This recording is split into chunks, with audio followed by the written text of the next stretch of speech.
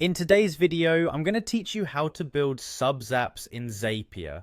Whether you're a seasoned Zapier user or just getting started, creating sub-Zaps can greatly enhance your workflow efficiency.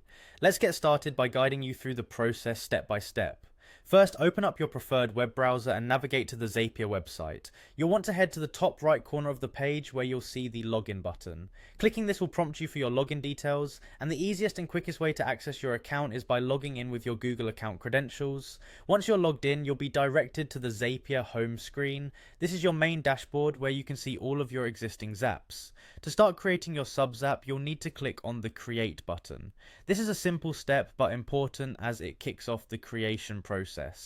Next, within the creation menu, select Zaps. This brings up all your current Zaps and options for new ones.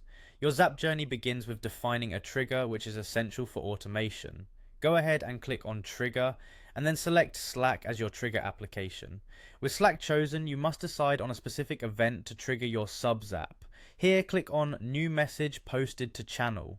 This action listens for any new message that hits the specified channel within Slack. Now you'll be asked to link your Slack account to Zapier. Clicking Sign In will walk you through authorizing this connection. After linking, it's a good idea to test the trigger to ensure everything is working smoothly. Don't skip this step, it's crucial for identifying potential issues early on. With the trigger set, it's time to define the action. Click on Action and in the search bar type Airtable. Clicking on Airtable will prompt you to choose a specific event.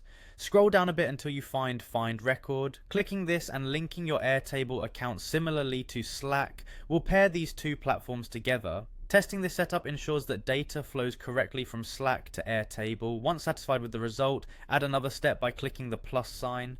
Type sub in the search, selecting sub Zap from the options. The final steps involve choosing an event again.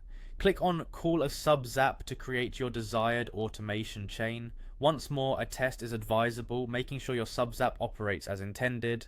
Lastly, when everything is in place and tested, click on Publish. This will activate your newly created sub-Zap, integrating it into your regular workflow seamlessly. And there you have it. You've successfully built a sub-Zap in Zapier. This process not only enhances your automation setup, but also brings efficiency to your daily tasks. Happy zapping!